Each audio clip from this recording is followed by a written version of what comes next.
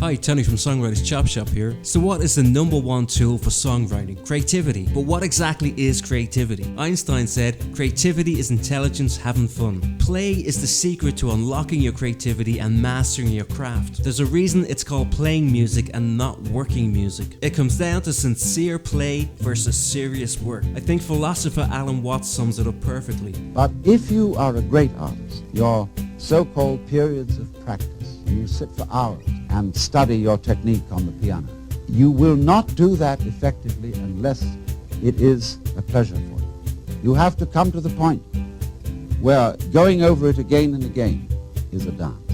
The comprehension of music is in understanding one note. See, this is the real secret of life. To be completely engaged with what you're doing in the here and now. And instead of calling it work, realize that this is play. G.K. Chesterton once said that the angels fly because they take themselves lightly. So give yourself permission to play. The more you create, write and play, the more likely you are to be inspired. Catch you next time.